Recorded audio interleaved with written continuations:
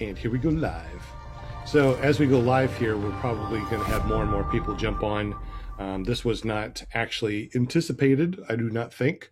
So most people are at different fly-ins right now. I think we got a bunch of people over at Swanee right now. And I asked them if they wanted to jump on and chat with us, but they said that they have bad internet where they are. So I'm going to say hello in the chat. So anybody that wants to use our chat, they can with our super chat. Looks like I'm the only person watching because it only says one person watching. Well, how about that? Hopefully here in the future, before the Moonshiners goes live and we start all getting ready to go to Moonshiners, we are going to be doing a bunch of questions and answers. And we have Cody that's going to be answering our questions tonight. We also have Dragon Campers and Jim that are going to be on here. Cody, I guess you are a guest tonight. Welcome to the show. Thank you very much for joining us. Thank you for having me.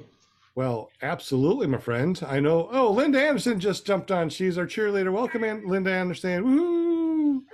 Happy Friday. Happy Friday. You know, all of our gang is over at the fly-ins right now. So listen, they have really bad internet. The cell service sucks. And I said, no problem. Any questions for Cody? And nobody answered back. So obviously it's really not the best internet in the world over at the fly-ins. Hey, you know what? That could be my very first question for Cody. How is the cell service over there? Will we be able to use our cell phone and stream video? Yeah, the cell service is actually pretty good. I've never had a problem there. I'm Verizon. Works good. No issues. Okay. I don't know if US Cellular, if there's an issue, or T-Mobile or anything like that. Well, we've never had an issue. All right. Sounds good. We got Flying Flamingo, Jade, and Eric. Welcome to the show. Thank you very much. What's up? Hi, sorry we're late. We actually flew tonight. Lucky duck. I was going to fly tonight too, but I don't know. There's some storms in the out there in the horizon. I'm like, I don't know if I really want to try it tonight. I'll just fly all day tomorrow, Saturday. You deserve it. You deserve it, Sean. Absolutely. We're going to have some fun. So tonight we're talking to Cody. Cody, tell us a little bit about yourself and your background, and then we'll start getting into the Moonshiners fly-in. Okay, so I kind of found my interest in PPG through YouTube, probably like most of us did, but there wasn't as much content back in 2011. And finally pulled the trigger in summer of 2012, hooked up with a local instructor who is retired now, Mr. Robin Rumbold. He was kind of the radio guy at the time, probably before any of you guys ever knew about stuff like that. Flew for a couple years with some guys. The guys around here, he pretty much trained all of them. And at the time, I was doing the Blackhawk paramotor thing and had a few good years there. And definitely don't want to put, any brand down or anything like that. But I kind of found out about the Moster 185, and I was sold from that point on. That's what I fly to today. And I trained a buddy of mine that I worked with, and I thought, man, maybe I should think about getting into training some folks, maybe just kind of some locals. And that's kind of where it all started for me. And I kind of trained a few more guys, just kind of following the PPG Bible and through I borrowed at the time USPPA syllabus because I wasn't a USPA instructor at the time. And then I did a little couple week apprenticeship over at Southern Skies with Chris Bowles and those fellers over there. And I've been training for over 6 years now. Right here in Maryville, Tennessee. We've got a little privately owned airport I train out of called Southwind Air Park. It's a 1,900-foot grass strip, privately owned.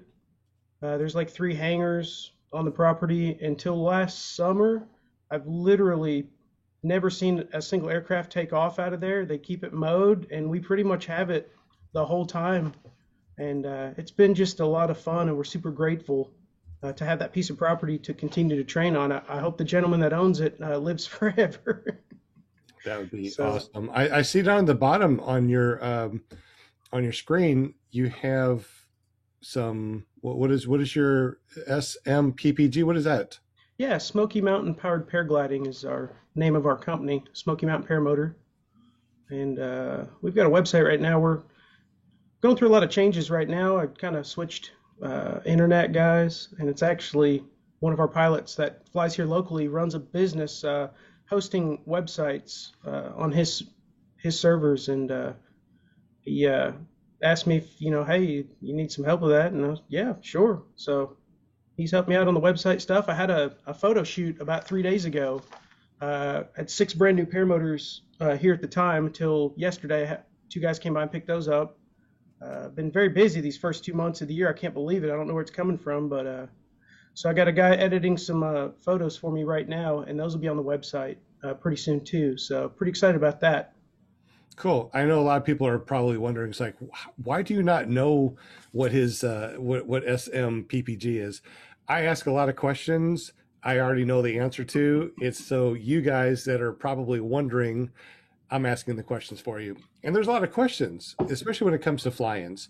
So the one fly-in that I will go to for sure this year is going to be the Moonshiners fly-in. And we got Cody on here because, there's a lot of questions that people have already asked him. So we figured, why don't we have like a little podcast that we can talk about, all the questions and answers about Moonshiners. So welcome to the Moonshiners question and answers. Hopefully this video will kick up a little bit of viewers here in the future when we get close to the Moonshiners. So real quick, when is Moonshiners and where is it? Yeah, so the 5th annual Moonshiners Flying is at Johnson County Airport in gorgeous Mountain City, Tennessee. If you've been, it's kind of a fishbowl of mountains, if you will. The mornings produce kind of a heavy layer of fog, but there's always some holes to spiral up through legally. And it's just the coolest thing. You get into PPG and you see all the videos with people flying on top of what seems like the clouds, and it's just a super neat experience. If you hadn't had the opportunity to do that, when there's a safe opportunity to spiral up and get on top of that low level, and all you're seeing in the backgrounds once you're on top is just the mountain peaks. It's really, really pretty. August 4th through the 8th. Yes. And you've been doing this since day one, right? The flying? Yes, I was at the very first one. I wasn't the original, ideologist of it. That came from Bob Miller and Dave, the airport manager. Him and Bob are very tight. I think Bob did some flight training out there for some CFI stuff.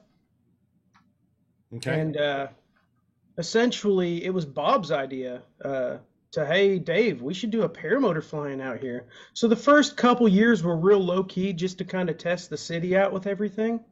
And let me tell you, the county absolutely loves us there.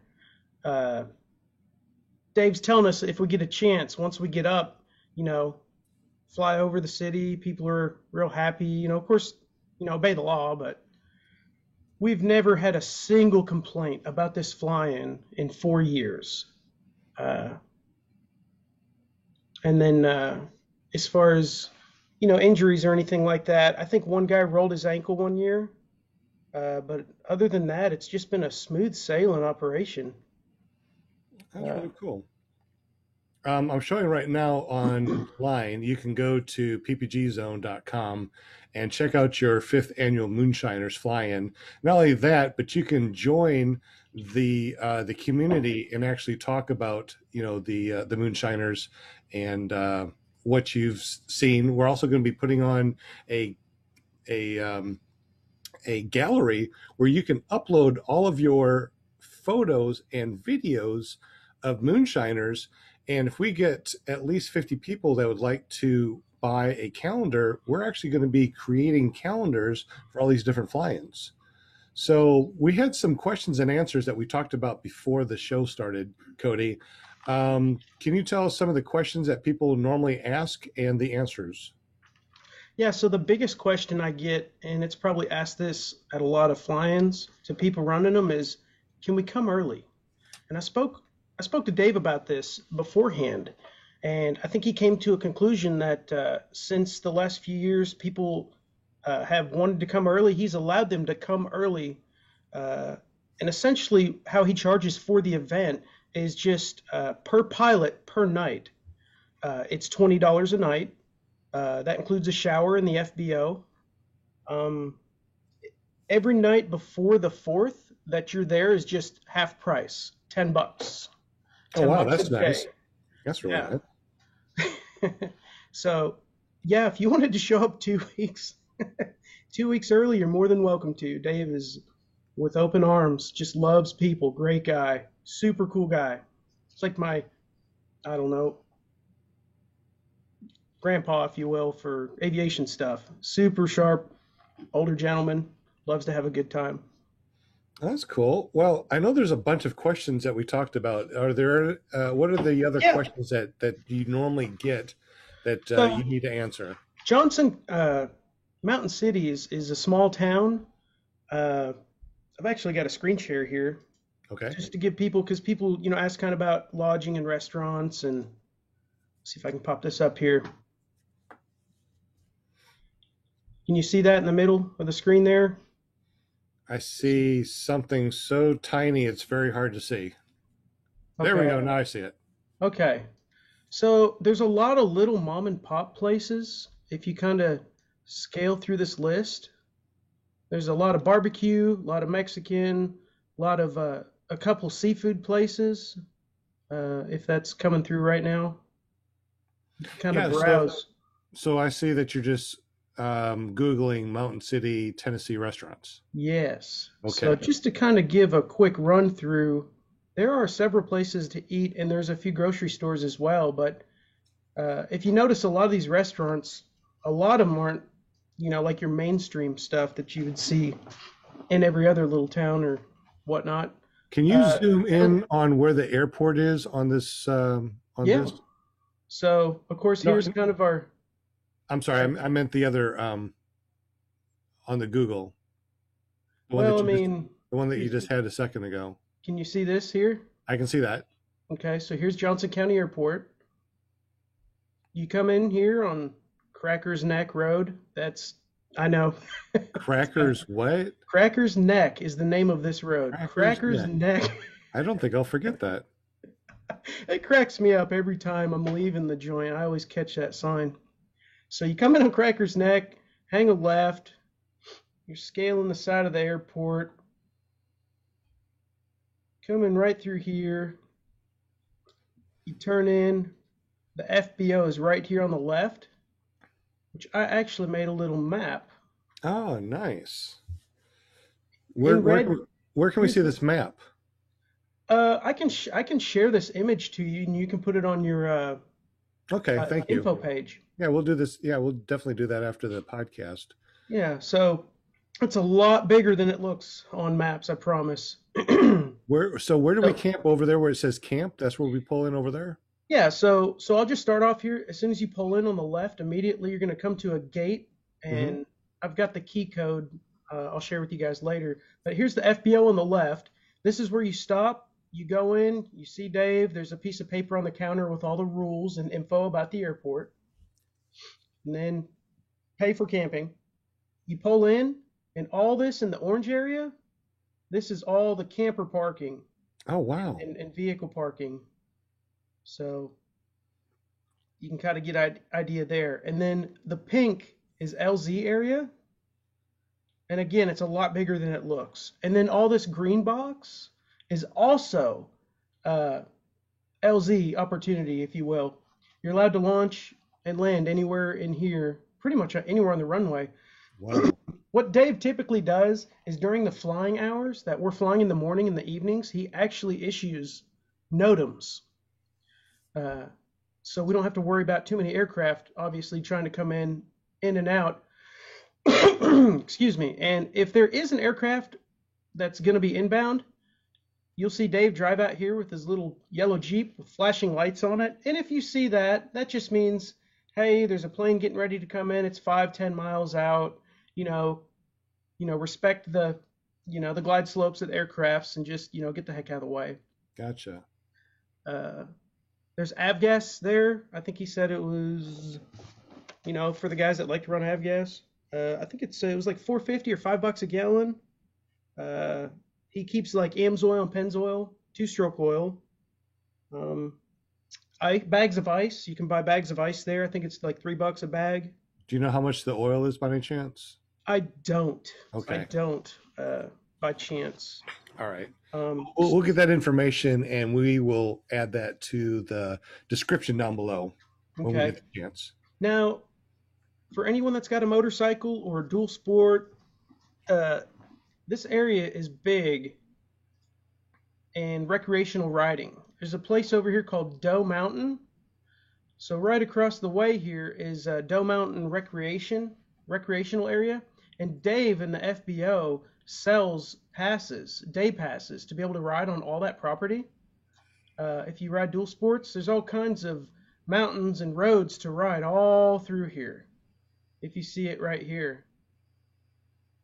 They also rent side-by-sides. If you've never done that, Do you happen to have the rates for the side-by-sides? I do not. Okay. I think maybe Dragon Campers mentioned maybe they might do a little more digging on that. Okay. Or maybe you Okay. volunteered him to. Probably. Why not?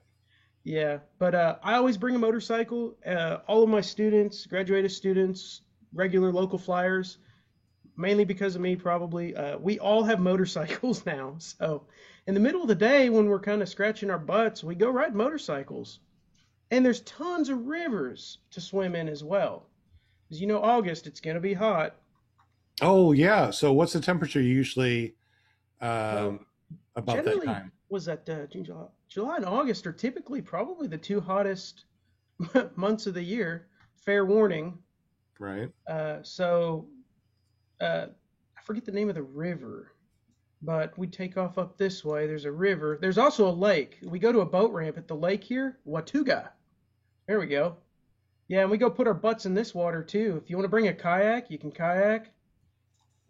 And yeah, there's all kinds of cool little activities to do in the middle of the day. For motorcycle riding, beautiful country. So you can bring your motorcycle or dirt bike. You can rent a side-by-side. You can bring your bicycle. I heard that there's some bike trails. Oh, Yeah, tell me about the bike have trails. you heard of the Virginia Creeper? No. It's a huge tourist stop for mountain bike guys. Mm-hmm. I've never been on the Virginia Creeper, but I've been told out of the miles and miles long this thing is, there's only like 2 spots once you get card or trucked up to the top and dropped off that you actually have to pedal. Really? Yeah. Wow. So I'm bringing a mountain bike, and I'm definitely doing the Virginia Creeper. I've never done it. I'm really excited about that. Wow. Can you also rent bikes there too? I think you can. Wow. I think that's what Dave said. So don't quote me on that. All right, definitely. I've never done it. Go over the list here. Oh, I like to just touch on generators real Okay. quick. All And I right. know all the tent campers will thank me for saying this. Out of Probably. respect for the tent campers, 10 p.m. is the cutoff for all generators, unless maybe you're trying to run a CPAP or something. And if you're doing that, we're kind of, nicely asking you park like way in the back. Gotcha. Because there's nothing worse than being in a tent and hearing a loud generator at a fly-in, and it happens a lot. Hmm. So park over here. Yeah. Show me on the map. Go ahead and share your screen and show me on the map where you're talking about. Okay, if you just absolutely have to run a generator, park here. Okay. If you can see that. Is that the east side? Are we looking at north, south, east, and west? So that's the east side? Let's see. So that'd be, let's see, what's that? That's the northeast. Yeah, the northeast corner. Okay. Let's see, draw. Yeah, park here if you're gonna Jenny. If you just absolutely have to. At nighttime it gets pretty cool. With my campers, I don't run a Jenny. unless, maybe I want to take a nap in the middle of the day and I'm trying to run my air conditioning. Exactly. Oh, that's right. So what's the temperature? Usually like 110 degrees there during the Oh, day? Is Lord, that no. We're oh, so being in the southeast, kind of like we are. It's high humidity. Uh, temperatures like you're probably gonna see temperatures between, if I had to guess, probably 87 and 93 degrees, maybe. okay, If okay. I had to guess, All right. yeah.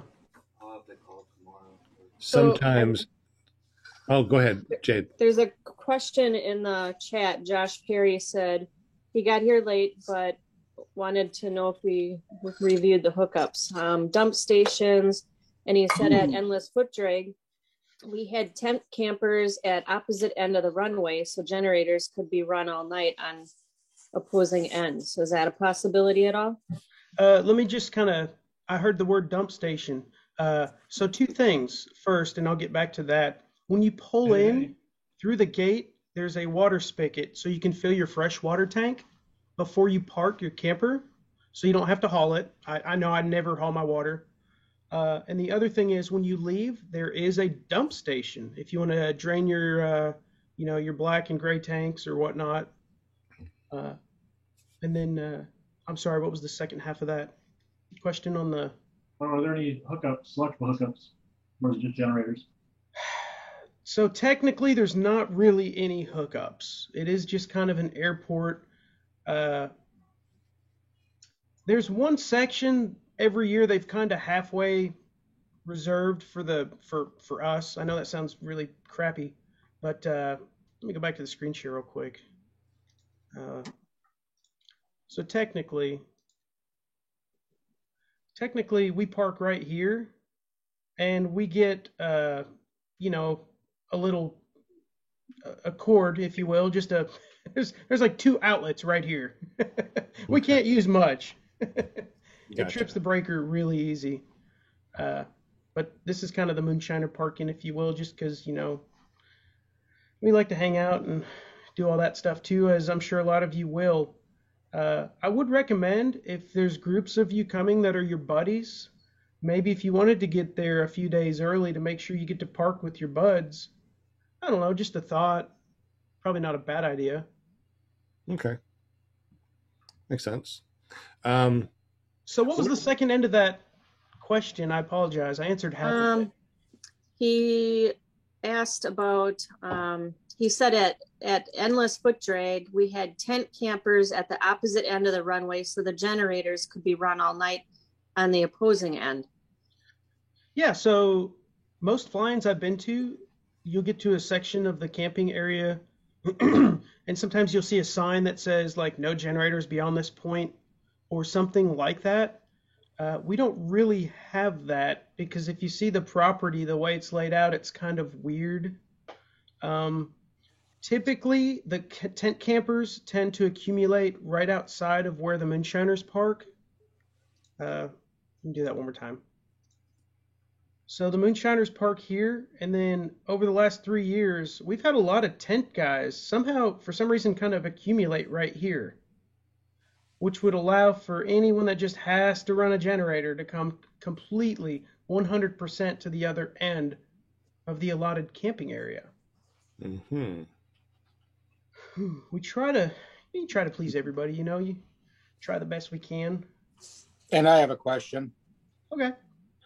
What section is sectioned off for Clear Prop TV? I think that we'll have to figure that one out and get there early, because Josh There said you go. get there early. And then Josh had one more question. He wants to know what the weather is going to be like down there this weekend. Oh, I was talking to John Wayne about that. Sorry. Oh, Yeah. sorry. He's going to go down to Spring Hill, Louisiana, and hang out with Kyle O. I was thinking about him doing it. The weather here is going to be terrible.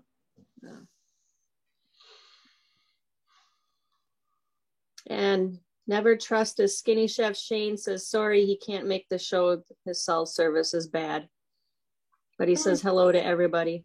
Well, hello. Glad you made it in spirit. And we Yeah, I got just John missed Wayne that. on chat also. Hey, John. Glad you made it. We also have a couple people in here too, in case you didn't know. We got Dragon Campers, we got Jim, Eric and Jade, Linda and Josh are in here. So glad that you made it.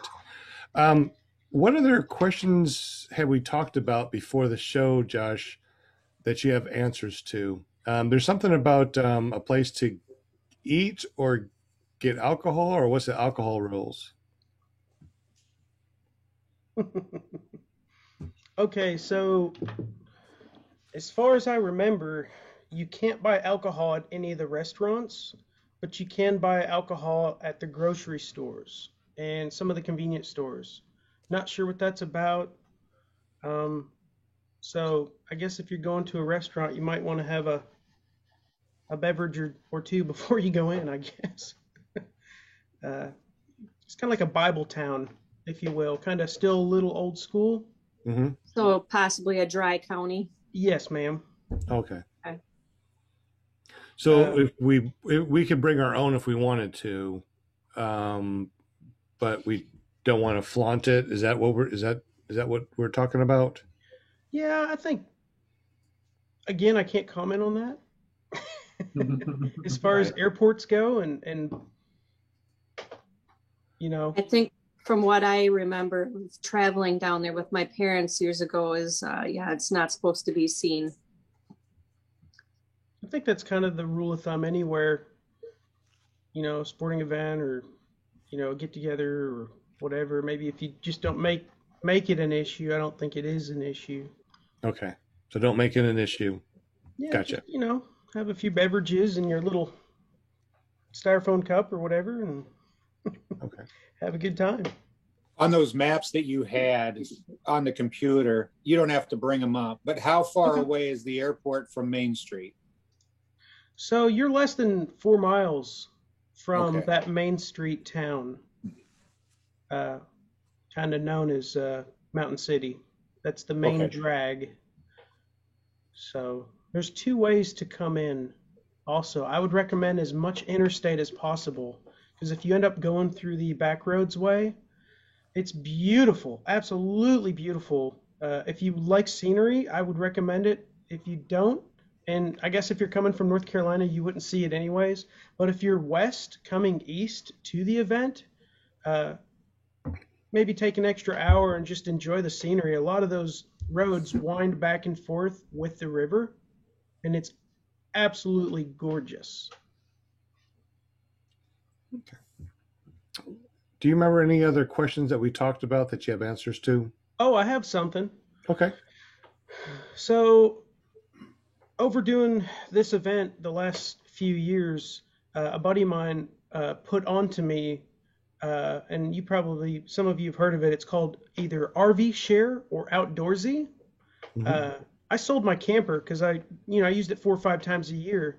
But with Outdoorsy or RV Share, you can, find a camper online in the town you're going to visit, and most of the time these places will deliver it for no extra charge. You can have it there set up when you get there, and then when you leave, meet with the owners again, and of course they hook up and go on. So for me, for as low cost as it is, I already booked my camper. I got it was like 65 or 70 bucks a night. And of course there's taxes and fees that go along with that, but So you're saying that you can get on this app and rent somebody else's RV. They'll bring it there for you, set it up. You just stay there, enjoy your time, and then when you're done, the owners will come pick it up and take it away. That sounds Yes. like a plan. So what'd you say the app was, or the website? yeah, so there's an app called Outdoorsy, and then there's like a web company. I don't think they have an app, but it's just called RV Share. And yeah, I went with RV Share. And most of the people that are renting these campers are on both. So I ended up going with RV Share because the fees were just a little bit lower. I saved like 70 more bucks at the end of it when it was all said and done, when you buy the insurance and pay for the delivery fee and whatnot. But yeah, people make a living renting these campers. One guy last year, he had 5 of these things. and he kept them rented out most of the year. So I'm going to do it every year. So It's cheaper than fuel. Eric just said that Will Fly signed up for that for this weekend fly-in that they're at, but he's snuggling up with Shane in a tent. Poor Will Fly. That's so funny. But Shane did tell us that if we would have went down by him down in Florida, that they also have it down there too, because that's what we had talked about possibly doing too. It's so nice, especially if you're boondocking. I mean, why not? You can have your dedicated, regular, whatever, 5x8, 6x12, 7x14 trailer that has all your paramotor gear in it. And then at night, you've got a place to shower, sleep, climate controlled, refrigerator, microwave, toilet. Why not? Yeah. That sounds really awesome. Loaded We with also, moonshine. definitely. We have Josh Perry in the Zoom, and he is the creator of this ppgzone.com. If you haven't been there already, you definitely need to go to ppgzone.com. When you go there and you scroll down, not only will you see all the different members and pilots that are around you on a map, they also have all the different podcasts and live streams. You can upload your photos, and if you have at least 50 people that want to buy the calendar, we actually print out the calendar.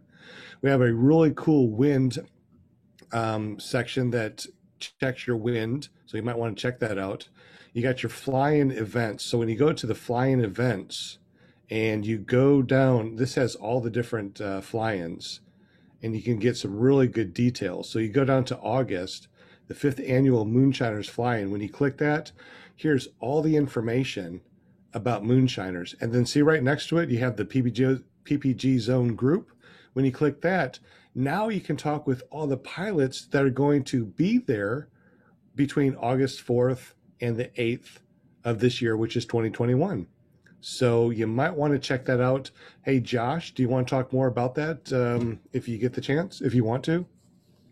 Yeah, I mean, you did a great job. You pretty much nailed all the features there. I don't know if you want to talk more about the group and bring it up there and just kind of narrate, but there's a section where you can upload photos specifically to that group. So if you're there in person and you're taking photos on the go, you can upload them there and people can see them, instantly as you upload them. So that'll be a fun thing for the fly-in. Also, if anybody's looking for particular items, maybe they forgot extension cord or RV plugs or generator adapters, stuff like that.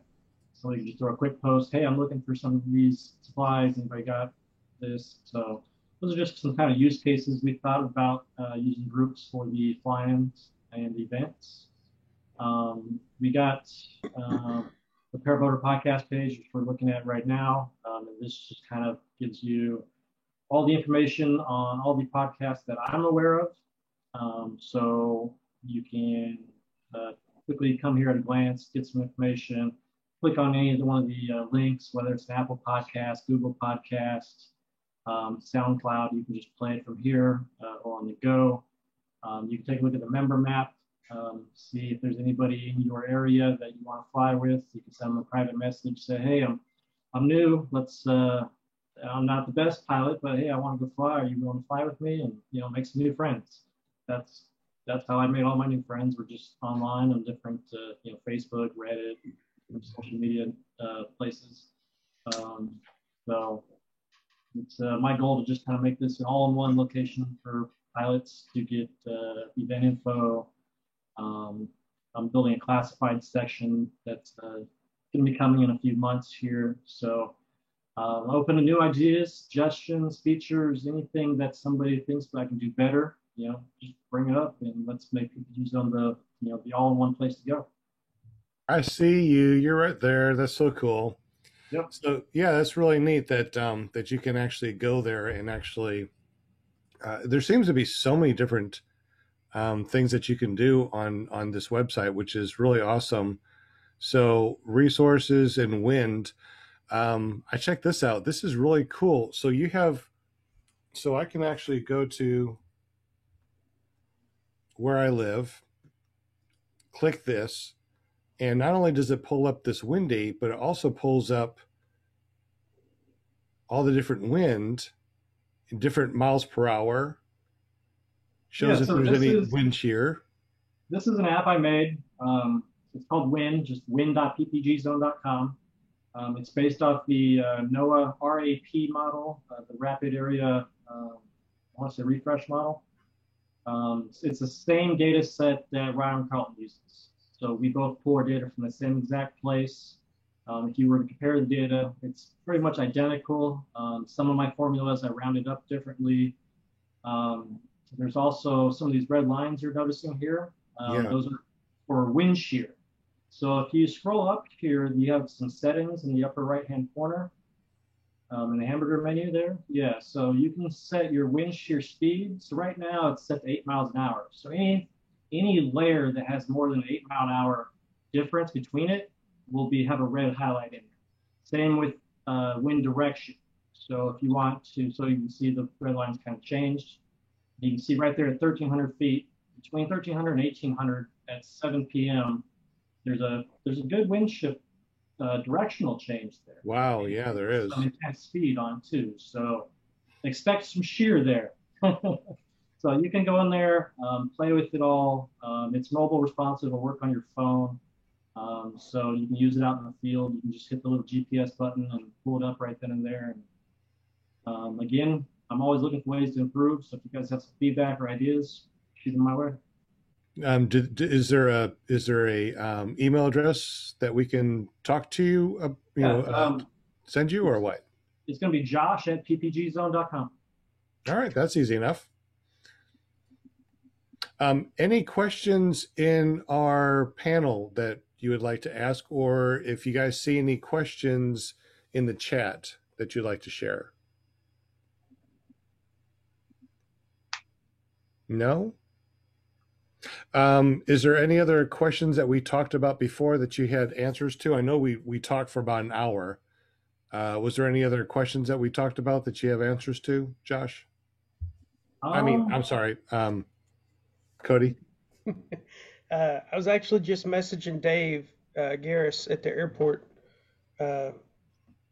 just kind of asking if there's anything else he wanted to throw in. He just said, he hopes everyone comes and has a good time, and he put emphasis on there's nobody at a Moonshiners Flying that has more fun than Dave Garris. So I just want to throw a quick shout out to him. I'm so thankful for him allowing us to do this in the town of Mountain City, and I hope we can keep this thing going for years to come. Rules of the airport. That's what I forgot to ask you. What are the rules? We didn't even go over that. No, we didn't. Well, I thought I was going to get off the hook easy. No, it's like, so there's no rules. I can just, buzz over anything and fly anywhere I want to, and that's the rules, right? Airport frequency code that we should be listening on for air traffic? Technically, most of your PPG pilots aren't carrying those kinds of radios. I can get back to you on that, but Dave has an airport radio, and if you want to fly with a radio, some of you do. I don't, just because I don't fly around airports and I know my airspace limits.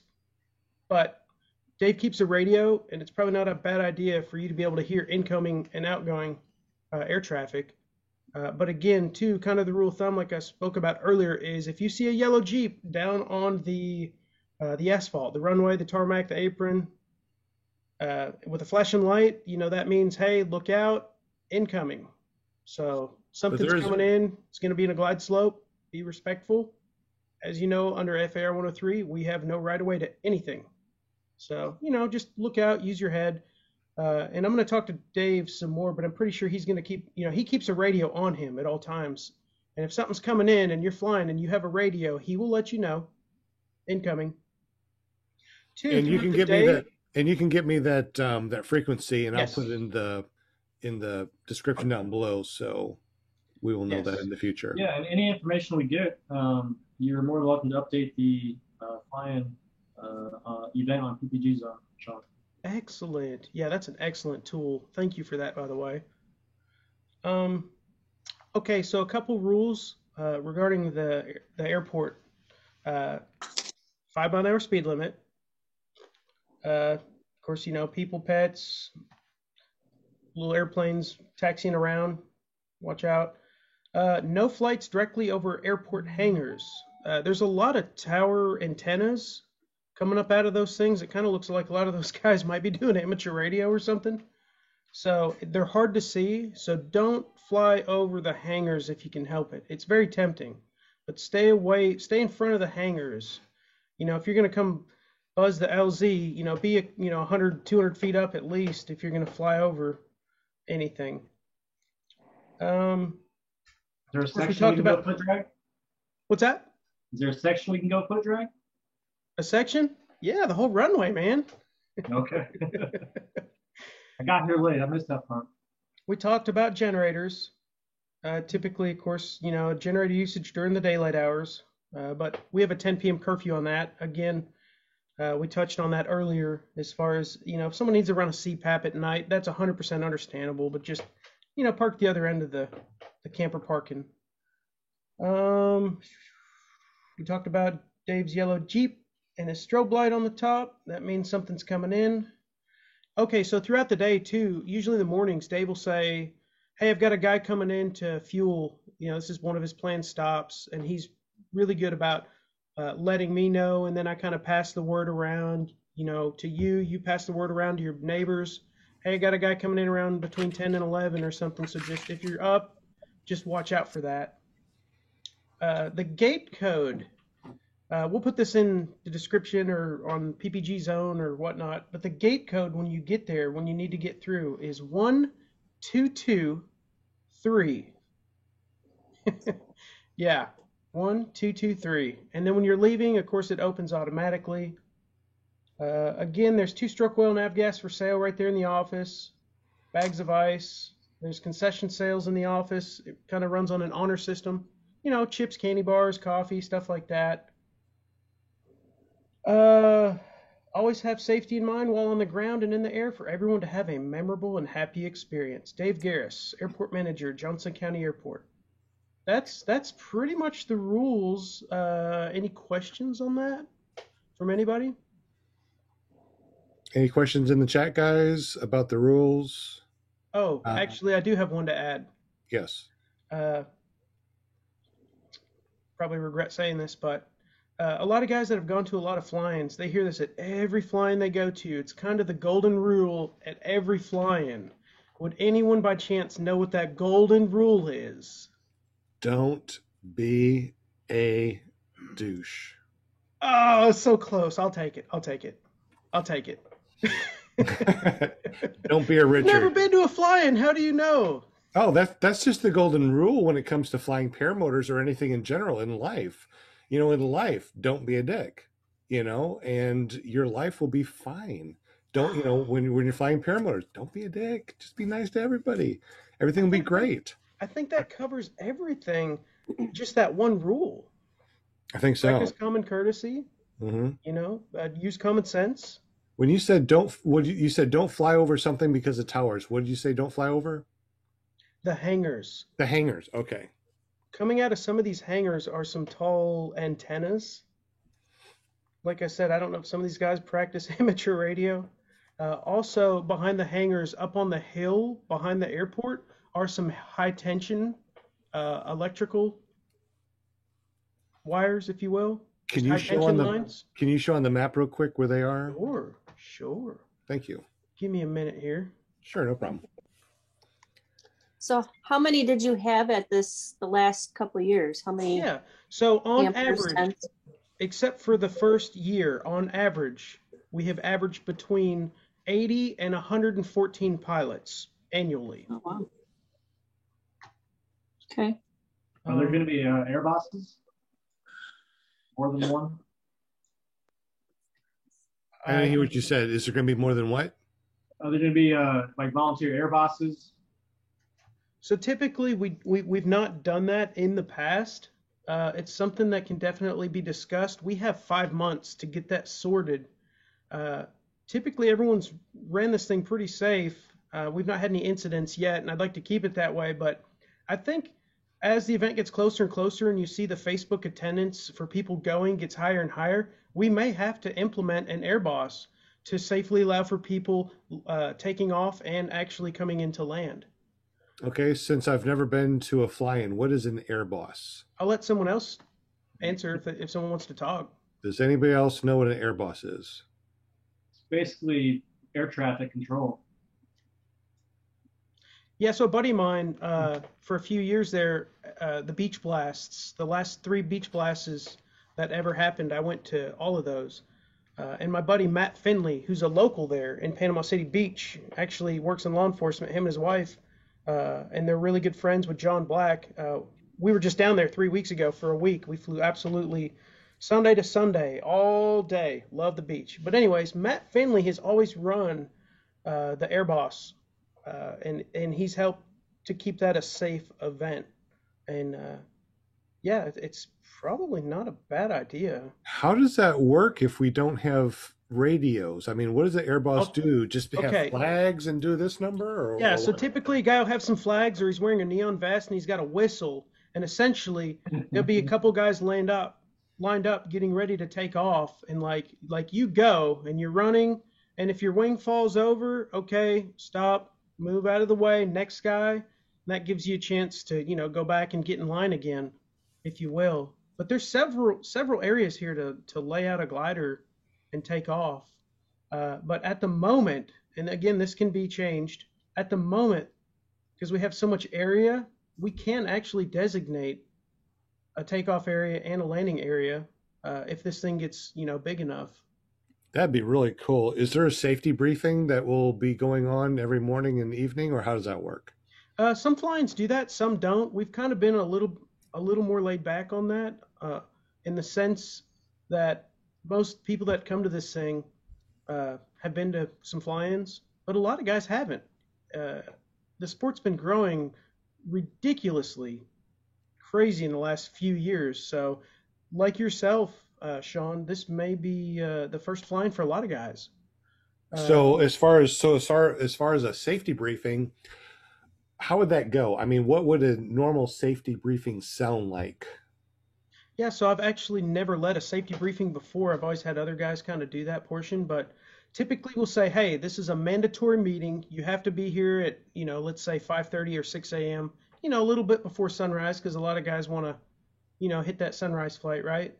So, we'll gather around the FBO, the hangar area, and, we have kind of a safety briefing, at which point Dave will have some information on any maybe inbound air traffic coming in. So that's a good idea to talk about anything that's coming in and about or around what time. Let's see, maybe talk about the weather a little bit. Maybe talk a little bit more about if there was any previous days incidents. Hey, this happened yesterday. 2 guys were doing it. Don't do that again, kind of stuff. That can happen sometimes. Sometimes you'll get guys that take off and they like to just sit there and buzz 360s around the LZ, and that can be dangerous because there's guys trying to take off and there's guys trying to land, and if you're sitting there going round and round and round, that's not very safe. That's the part of it, don't be a dick, right? Don't be a dick. Yeah. Hey, I was one of those douche, whatever. I'm sure at one point in time, I think we've all done that at some fly-ins from time to time, right? And didn't know better. And I think that's probably why a good safety briefing is good, just because maybe you're brand new and you are just used to buzzing around your LZ and you don't know better. Who knows? Yeah, I was the reason for the company safety video, right? Oh, no. I wasn't, but I do know some people that were. Right. Yeah, there's rules because of people out there, unfortunately. Okay, so we don't fly over the hangars. Generators are off by 10. If you need to have it on because you have a CPAP or something medical, you want to stay at the east end. You said that you average about 80 to 114 pilots. So if we have more than that, will there be safety briefing? And you also said something about someone directing traffic. What did you say the name of that was when somebody directs traffic? Like an air boss. An air boss. So Dave Hey, commented in the in the chat. He said that he has locals that are spotters on the ground for air traffic, and I count on my PPG safety officers for flight and operations. And who said that? That is Dave Garris. Okay. Oh, hello, Dave. Hey, Dave, if you want to jump on, I just put the meeting ID and passcode above you. If you want to jump on Zoom, and maybe you can help us out with a couple of things that you might want to, tell us about. Airboss safety briefing will probably not happen. We do have a NOTAM that's going to be in effect. However, some planes will come in, and if that happens, we will see a Jeep down there, correct? Yeah, Dave, if you get a second, or I'm sure he'll type in the comments if he's able to get on or not, but that'd be super cool to have him join in. He's such a cool, nice guy. He's been super gracious to allow us to keep doing this thing. And that's really awesome. How about as far as airspace? What kind of airspace is around there? Is there anything that we need to worry about, or is it pretty much clear, just G&E airspace out there? Yeah, so typically, like, you're going to see that upside down funnel cake right here at Johnson County, right? So I think that's where the NOTAM really comes into safety play for us in our flying hours of the day. Can you show that on? Can you share that and show that real quick? I might be able to pull up sectional. Okay. SkyVector here. Skyvector.com. Gosh, I haven't been on here in a while. So funny, we fly the same old LZs. Mm-hmm. I could type in the airport identifier here. I use Skyfly High, and one of the features on that is to show your airspace. And if you run into some airspace, or you start getting close to an airspace, it actually warns you with a beep and say, "Hey, you're about to come close to an airspace." Oh. It tells you where you are, where you need to be, if you need to go higher or lower. It's pretty cool. Yeah, I use that specific option a lot. Yes, it's nice. It's very important, I think, as far as, like, if I only had one app to use, which is that's the only one I use.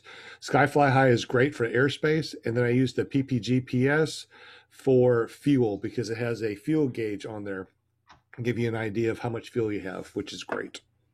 Unless one of your fuel tanks doesn't work, and then you go down. Johnson County. Here we go. Okay. Woohoo. Yeah, give me a second to pull it up here. Sure. I can't believe that we've been talking for almost 50 minutes already. Ooh, let's see. What time? I got to keep an eye on the time. Okay. I've got about 30 more minutes. Yeah, we're probably going to close this up and wrap this up about 8 o'clock. So in about 10 more minutes, we're going to be done. So if you guys have any questions that you'd like answered, if you're listening to this not live, make sure you put the questions down below in comments, and we'll make sure that we answer them. Well, I got a question. So how's the insect situation? The bugs out there pretty big? I'm sorry, can you repeat that? I heard they're like dragons. I was going to ask, how big are the insects out there? Oh, I can't remember just the time I needed bug spray out there, but it's probably not a bad idea to bring it out that time of year.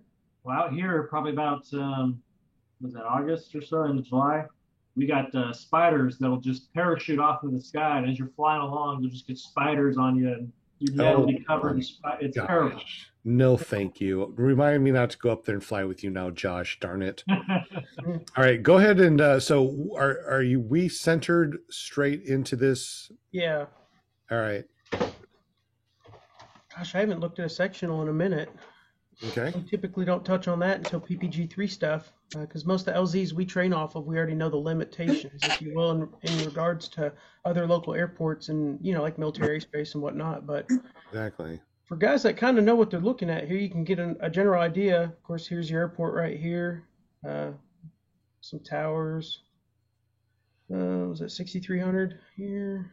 Okay, so basically we're looking at a sectional that zooms into the Mountain City. Yeah, the identifier also is 6A4, and it looks like the frequency, what is that, 126.225? Yes. Okay, so there's some numbers here for you guys. Oh, what do we got going on over here? Cromley, Elizabethton. Yeah, we're not going to fly that far, probably. Maybe. Some guys will end up over here, flying over the lake, Watauga. Way over there? Do people really fly that far from the LZ? There's guys that'll fly and touch the tip of Watauga over here. Actually, hey, you want to fly over the lake? Sure. And then go back. So there's a ridge here. It's kind of pretty. You just kind of follow the ridge all the way to the lake. Sean, I've not flown that far. can you send that meeting ID again? Dave's trying to get in, and I'm not sure if he didn't see that last one you sent. Yeah, Josh Perry just sent it again. I think it's. Oh, okay. Okay, I see that now. And I just sent it again too. It should be the same. Is it the same? Yeah, it's the same. Yeah, so just go ahead and jump on. We got about 10 more minutes that we're going to be streaming live. Any questions or answers or anything that you want to add to this, definitely jump on. Let us know your take. Have you been to the Moonshiners Fly-In? Have you been to another fly-in in the past? Go ahead and give us, jump on and let us know what you have done. Give us some information, especially for people like me that, I've been in the PPG community and flying since 2019. Here it is 2021. And I haven't been to a fly-in. So it looks like there's a lot of places to fly around there. You're saying that most people will take off and go fly around the river over there and the lake? Yeah, so as you can see here, this real skinny line, that's a river.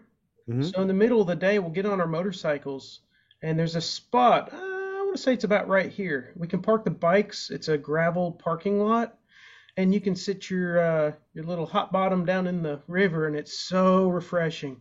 Oh man, that'd be so good. Can you get that side by side and tool down over there too?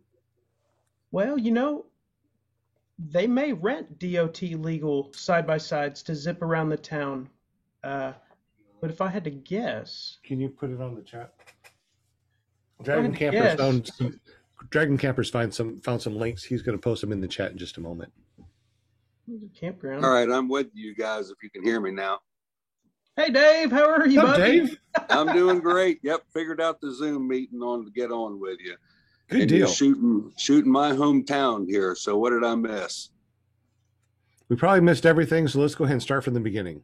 No, we don't have to do that. What's the latest topic? I think we're trying to figure out the airspace, where to go fly, where are the coolest places to go check out. So here we are at the airport. Which way would be a really cool way to go check out? What's the scenery like? What's the scenic view?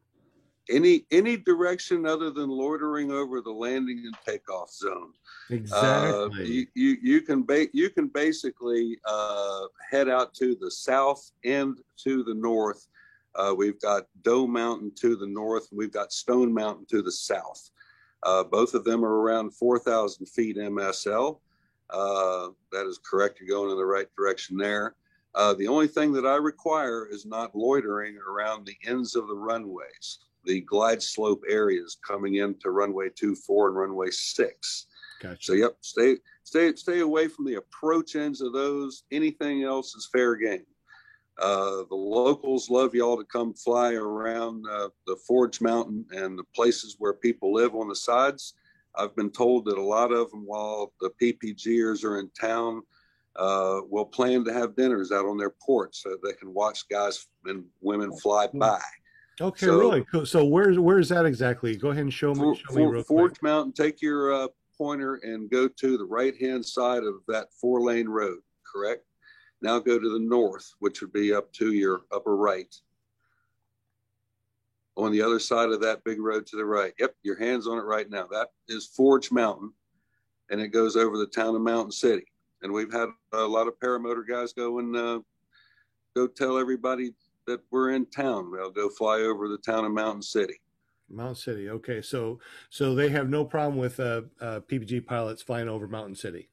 Absolutely not. We do have a prison. We do have a state correctional facility that's down Doe Valley, and it's been requested that y'all kind of stay out of their area. And can you zoom into that real quick, where we need to stay away from? Doe Valley right there? Yep, that's the industrial park right there. You basically, that's it. Northeast Correctional Facility. Okay, do not fly over there. Do not.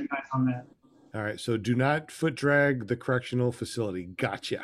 If you want to keep your foot.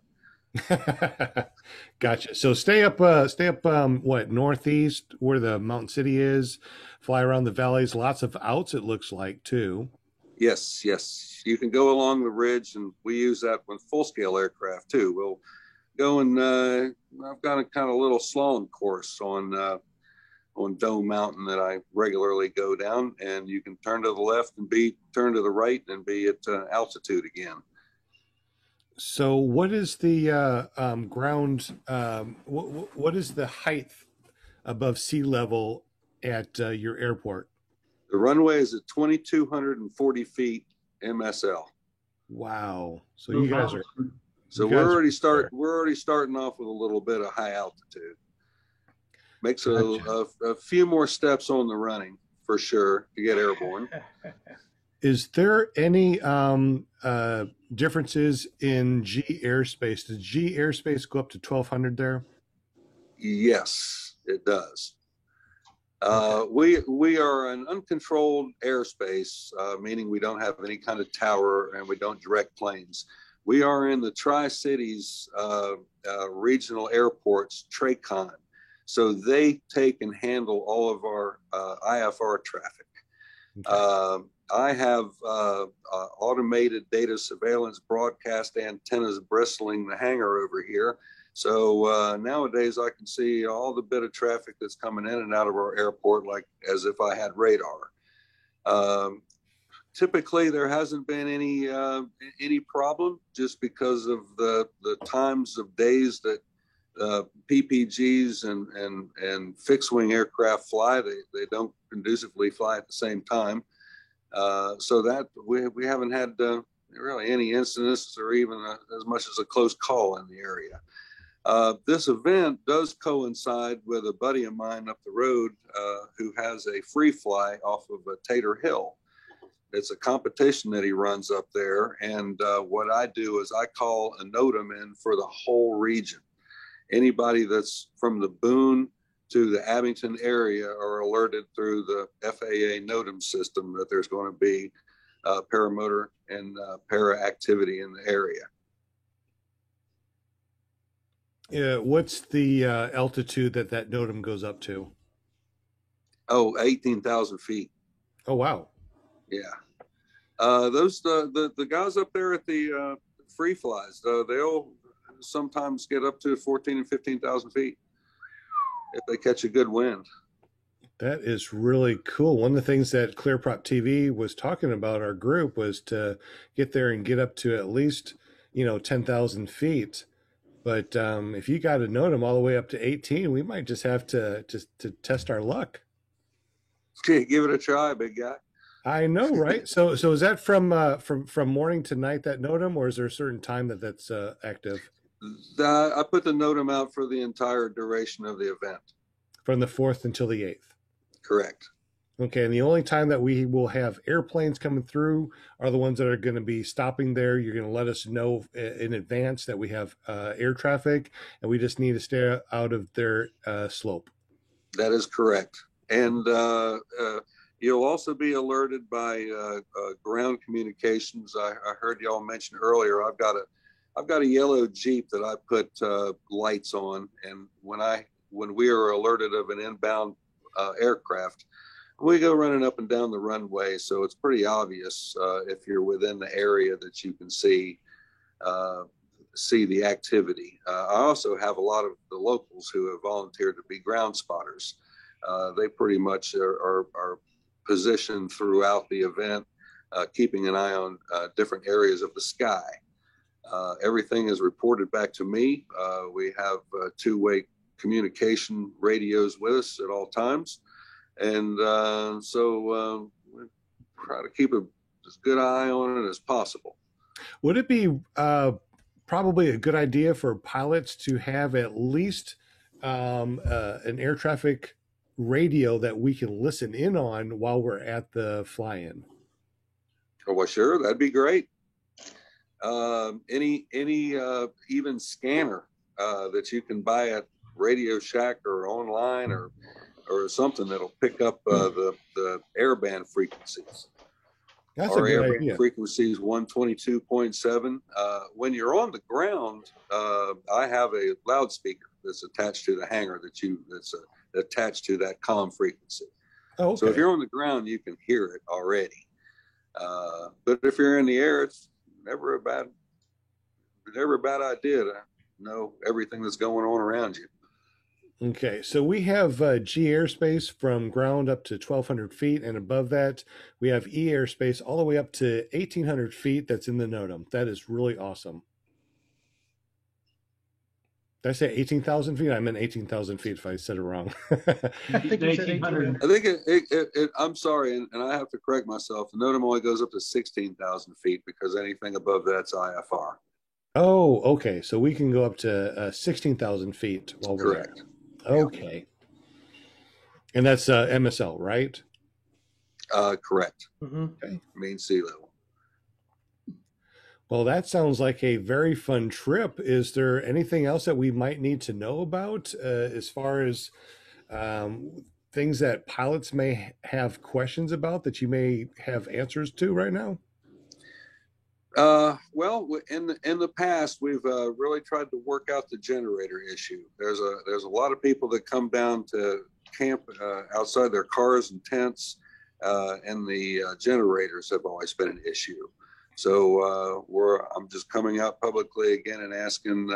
We're going to provide areas up into the east side of the parking area so that we can utilize that. And we'll put the tent campers or anybody that's not inside a camper with walls down toward the far end where our weather station is. It's very firm soil, and it's got good runoff just in case we do have some groundwater. It's the quickest place it dries out around here. And it distances the generators from one side to the other. So hopefully that won't be an issue again this year. Still going for the live bands on the Saturday night. We'll do the fireworks display as usual. We've been fortunate and had ourselves a fun fly-in. It's been safe in the years past and are looking forward to the same thing. If you have any questions at all, and I also entertain PPG operations during times when I don't have the event. I regularly are visited by PPC and PPG guys to come over here if they're in the neighborhood and spend a night or two with me. So that's always welcoming, and always enjoyed having everybody around. So if we know some people that are PPCs pilots, we can tell them to come on over to Moonshiners because they got a big runway they can use. Keep that open for foot drags. I have to say, every powered parachute that we've had come to this flying has been super nice, super respectful. They actually go to the other end of the runway to take off because they know we don't really appreciate the thrust they put out. Love having them. Great guys. Hey, so I have a question for you. Looking at those maps and the terrain, and obviously at the elevation in those mountains, we're doing some mountain flying. That's been something I've never done, and I've heard that it's different than flying anywhere else. So can you talk on that? Yeah, I'm going to elaborate on that for you as a paramotor pilot, of course. Okay, see the mountains? Yeah, there's mountains, but there's so many other places you can fly that have nothing to do with the mountains or the ridges. If you can kind of see through here, this is all flat, all through here. Fly up through town. You can shoot up in this alley. Again, stay away from the prison. That's right here. I mean, you can make a huge all through here without even touching a ridge or going over a mountain. As far as the conditions below the ridge line, above the ridge line, they vary from day to day. I know we talked about that low-level fog in the morning sometimes, which is a neat experience too. But you don't have to fly near or over these ridges at all. Sounds like you fly somewhere flat. I got farmland, man, for miles and miles. See, that's the cool thing about the Mountain City flying here, the Moonshiners, is we get to add some 3D to things. You kind of fly in 2D. Yeah, I don't even have trees. You'll be climbing and climbing, look over at a ridge, and you're like, how am I not at least looking over the top of that ridge yet? Do you happen to know the altitude of those ridges? How high do Dave they will. go? Yep, point to a spot there, Cody. That one's about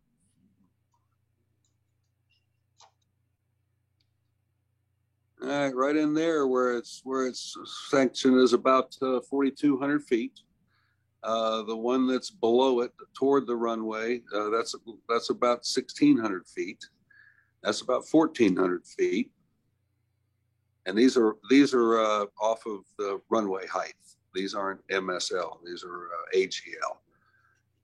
What's the And then- highest point that you have over there by any chance? What's the highest point? That would be back toward West Jefferson, toward Gulf Echo Victor, and that one is up around. That one's up around 4,900 feet, Wow. almost 5,000. Now, when we're looking at these satellite views, it doesn't look like there's a lot of outs on these ridges. Can you tell me, are there roads or outs around there that if something happens, we can land in? Or is it It's pretty much desolate over top of the mountains. Okay. There are roads in any of the valleys. So if you can make it to a valley, you'll be accessible. If you're have to do an emergency landing up in the trees up on the side of the mountain, it's going to take a little while to get. Okay. The only mountain that has trails in it is that Doe Mountain Recreation. We've got 6,800 acres of rideable trails up there, so that's a little more accessible. But the rest of them is pretty much, we're in a rural area, so there's going to be miles and miles where there's no houses. I can definitely tell you, gentlemen and ladies, this little patch of trees, believe it or not, takes quite a bit of time once you leave the airport to fly around. There's actually... Show me the airport real quick. Where's the airport? Oh, sorry. See where it says Neva up there? Yeah, just find Neva. Sorry, let me get back here. I got turned around. I'm sorry.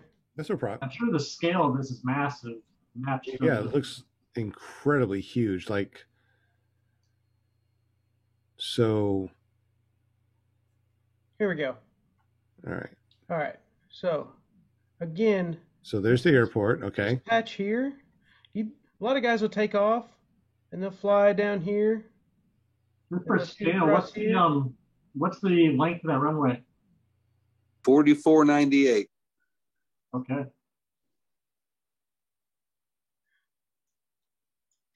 But like I said, there's so much flying to do here in 4 days that you don't need to get anywhere near these ridges unless you just want to.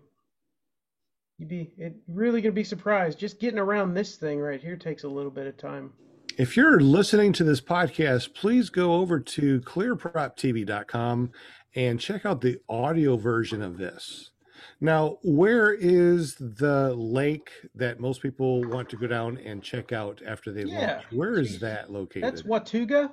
Okay. Watauga Lake, and it's almost directly straight in line with runway 24. Keep going to here. There you go. That's Watauga Lake right there. And they offer, you can go down and rent boats. It's a huge TVA dam. That's how we get all of our electricity around here. And if you make it down toward Elizabeth, then that's where the actual dam is. So is there a way of us flying down there, landing there, and then, renting a boat or a four-wheeler or side-by-side? The landing spot would be the trickiest. Very, very sparse open spots. Okay.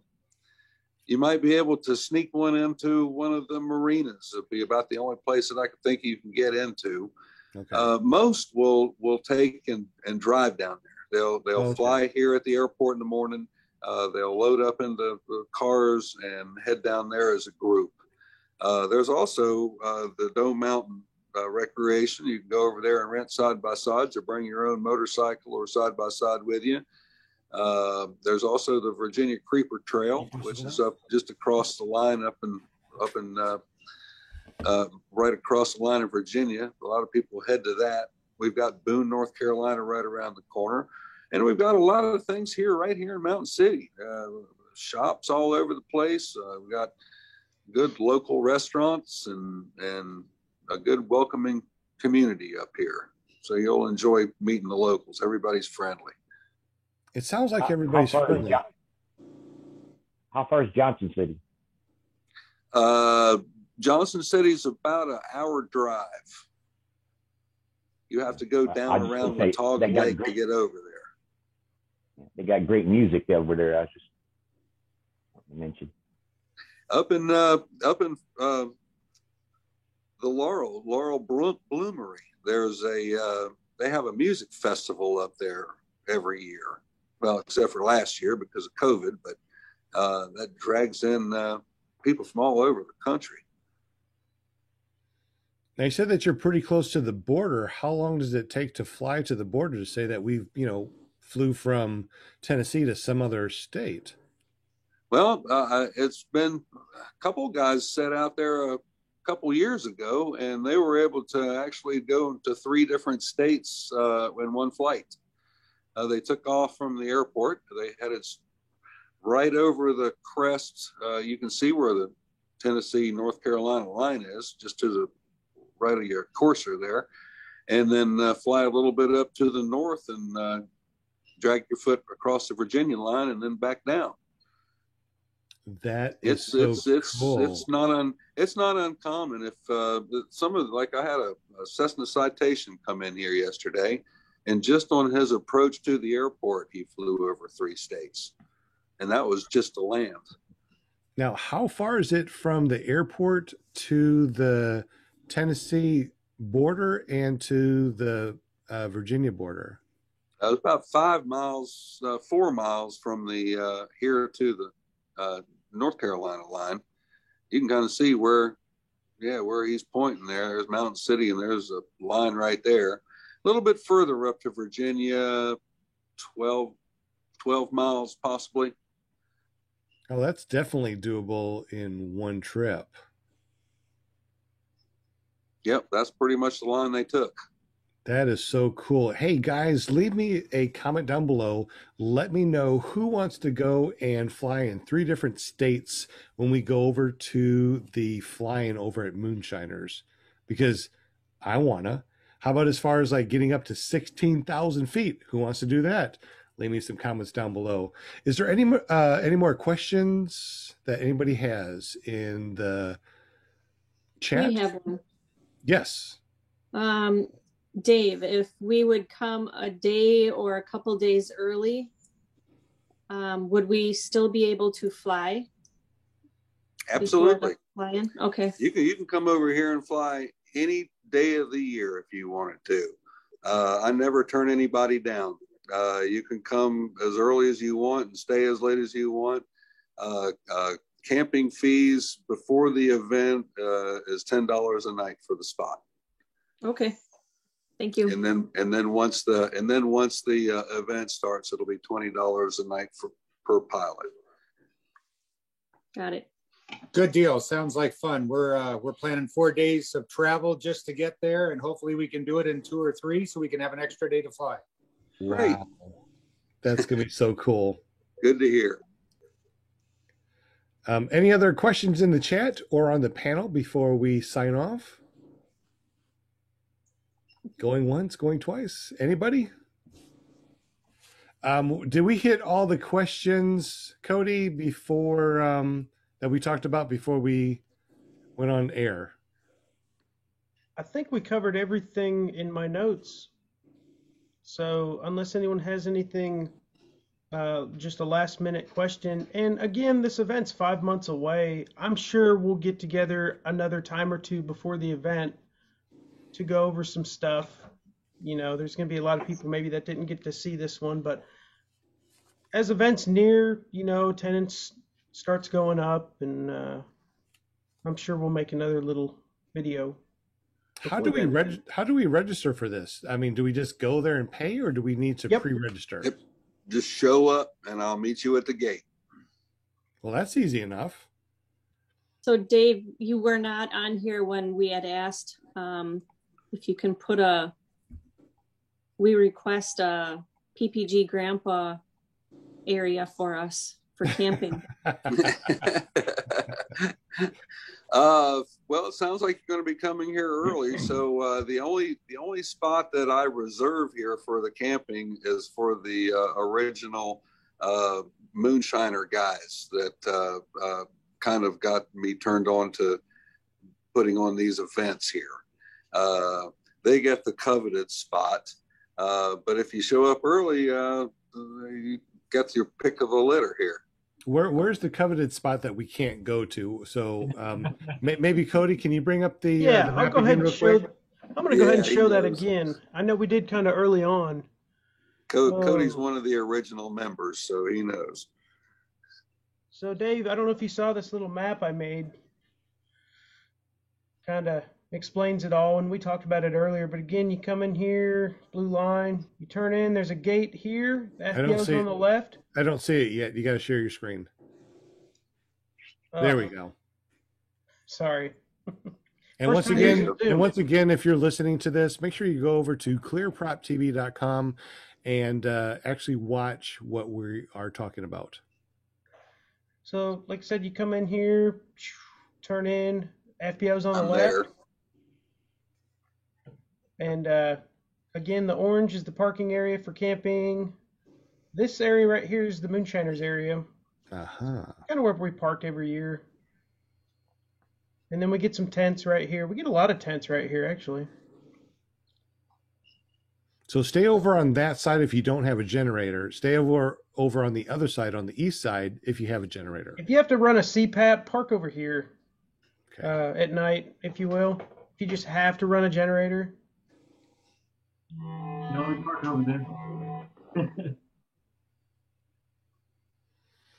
Okay, and you said that the LZ is where we have the grass area to take off and land, but we Yeah. also have the entire runway also. Yeah, typically you'll see some guys that'll walk straight out the apron here to the main runway. And like Dave said earlier, there's NOTAMs issued for the event. And if you see a yellow Jeep with a flashing light, get out of the way. That means there's an inbound. I'm sure in some sort of glide slope coming in to maybe refuel and keep on going. But typically I've seen guys all through here with the NOTAM issued, as long as there's nothing inbound, setting up here. Trike guys, people that aren't maybe comfortable in a little bit of a tighter LZ. There's plenty of runway out there. So are we allowed to take our personal vehicles out there to put our paramotor and wing, or do we have a certain area that we can drive and that's the only place that we can drive? I'll let Dave answer that. Dave? Well, I'd like to keep all of the wheeled vehicles off of the runway. If you want to Okay. go and do a quick drop down the ramp area, I don't have a problem with that. We're just gotta keep in mind that at any given time we might have to expedite off of the runway surface. Okay. So the least amount of things we have out there, the easier it is going to be to negotiate. Most will, if they're on trikes or something like that, they just put their wing in their lap and back taxi down the runway, take off from there. A lot of them will just grab it and go and plop it down in the grass and take off. But Okay. as long as not, we keep the runway pretty clear and easy to expedite. That would be fine by me. Okay, so that little area that you just showed a second ago, that's between the runway and where we, in our LZ, right there. That's the only place that we can bring our vehicle. That's a quick bring our vehicle, drop our stuff back off, and immediately bring our vehicle back off that area. Correct. Yes, that'd be great. Okay. Nobody under any circumstances need to bring their vehicle on the runway at any time. Correct. Okay. That makes sense. Got to keep the runway clear. Absolutely. Even though we have a NOTAM, we still need to keep the runway clear of vehicles. The airport is still open for public use. So Okay. I'm just fortunate enough where it's not a busy enough airport to where air traffic's an issue. Would we have to worry about a airplane coming in and then using that little spot that we just showed a second ago to bring their airplane in to top off with gas? Yes, that is the access to the ramp area and parking and everything like that. So as soon as you get through dropping off, that's why I asked to expedite back off of there and take your vehicle back over to your campsite. So all of the pavement that we see right now on the screen, that needs to stay clear of vehicles and tents. Well, we typically put the campers down in where the grass meets the asphalt. Okay. Yep, in that area there, and I let everybody park their campers and such on the asphalt, so you're not in the grass at that point. Okay. And it's deep enough to where we can get some campers and some trailers and cars and stuff in front of it without blocking any of the local airplanes coming out of the hangars. Okay. So we have to leave a clear area for the local residents to be able to get in and out as well. So the orange spots that you have are the only places that we need to have vehicles or campers. Everything else needs to be clear of. In that one line that Cody's on right now, that red line, that could come back a little bit too. Split the apron area in half with that. Yeah, that's what I consider the apron, what Cody just circled in red. Okay. You take and split about half of that, and you can camp on the runway side of that. Yeah, from about there toward the runway. But Mr. make sure No-Go. That's the free area that he's drawing. He just squared in right there. Okay. I guess That's the area that I keep free. this keeps access for folks to pull their aircrafts in and out if need be from hangars as well.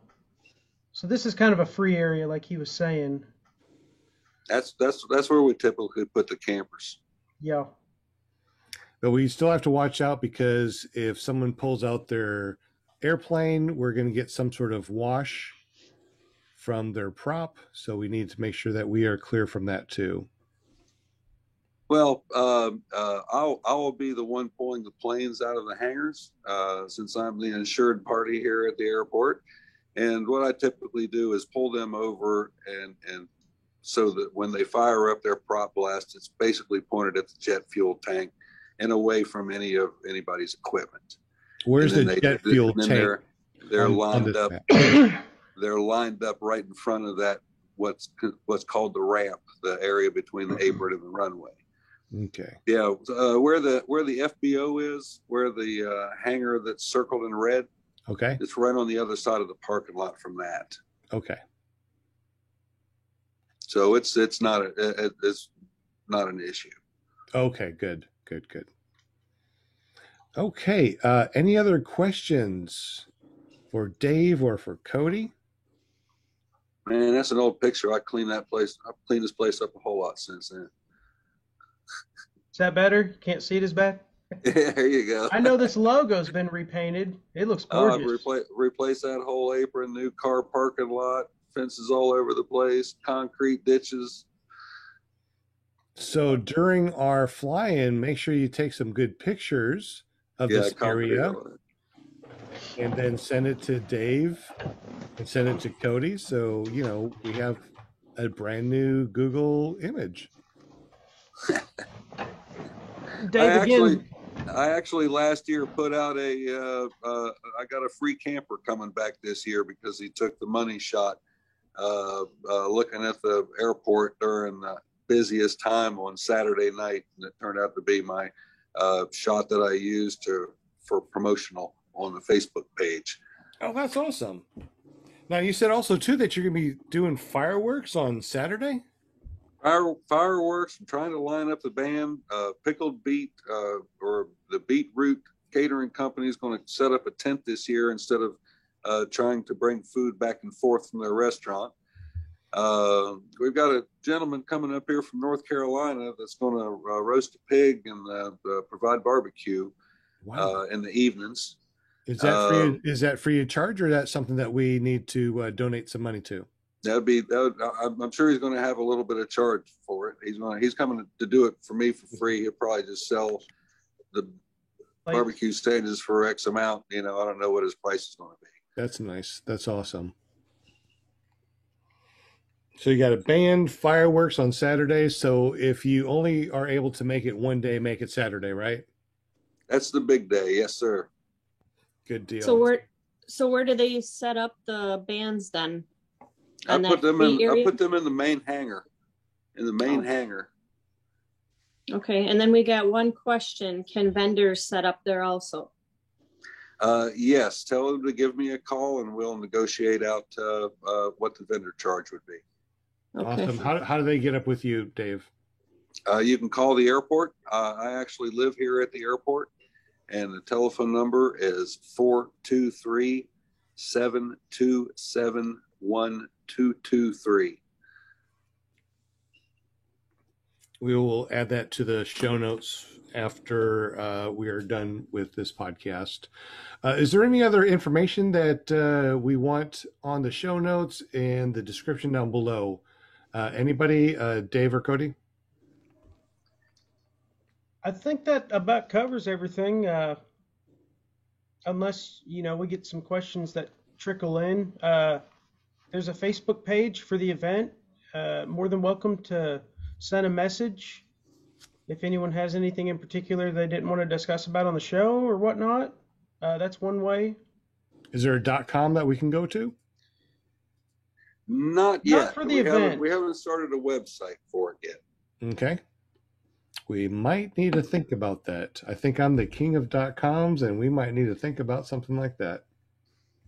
All right. You guys are more than welcome to join us every Monday night on our regular podcast at clearproptv.com. It's 7 p.m. Central, 8 p.m. Eastern. So join us every Monday night. We talk about all sorts of cool things. If you want to jump on and talk more about the Moonshiners, you are more than welcome to. This has just been a bonus podcast on a Friday night because it's raining outside. There's nothing to do. I can't fly. So why not do a podcast and talk about paramotors, right?